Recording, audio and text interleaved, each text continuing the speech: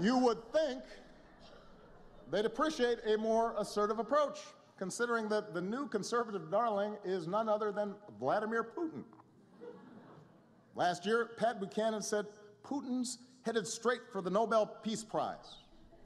He said this. Now, I know it sounds crazy, but to be fair, they give those to just about anybody these days. So it could happen. But it's not just Pat. Rudy Giuliani said, Putin is what you call a leader.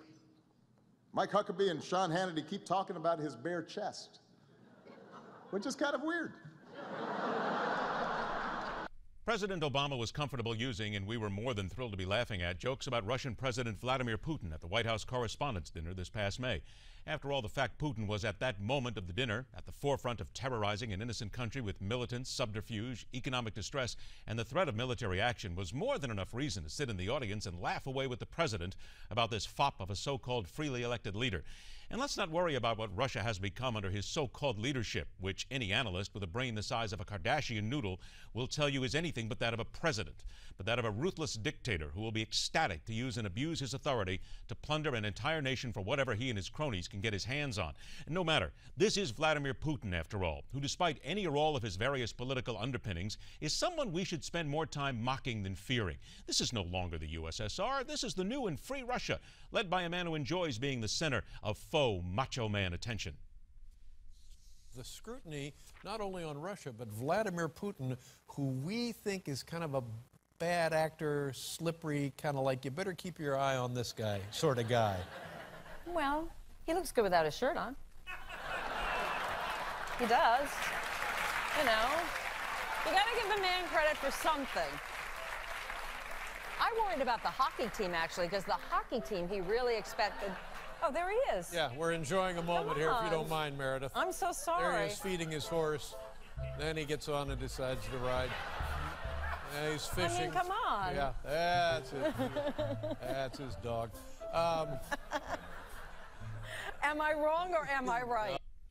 One can forgive David Letterman and Meredith Vieira for using Putin as their foil for late-night humor. Dave's been lampooning and mocking politicians for decades as one of the funnier and more creative people tucked away in our video boxes. Hey, it's his job. Vieira's job merely to play the foolish foil. Our job as a nation and as a global community at the moment is much more serious. Our job is to realize what Vladimir Putin really is and the serious nature of the madman who lurks behind those gulag glamour shots.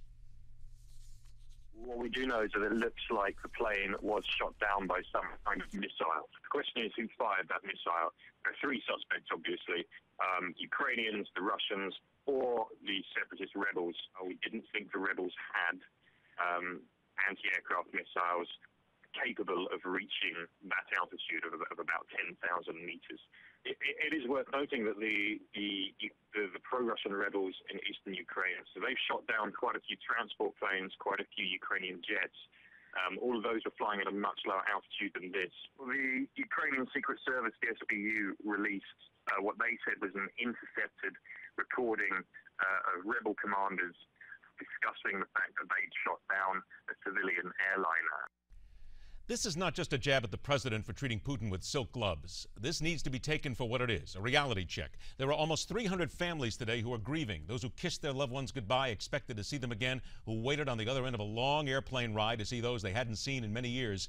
They will never see their families, loved ones, or friends again, thanks to one man, the dictator, the madman, the so-called president who has flaunted, taunted, and toyed with America and the rest of the globe.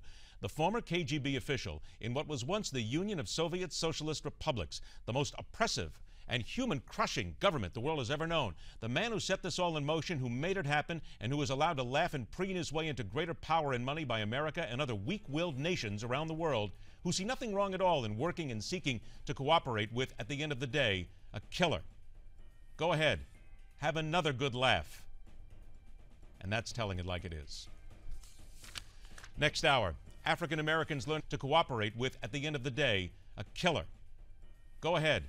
Have another good laugh. We're here on the Newsmax TV network and on MidPoint, where every day we question everything.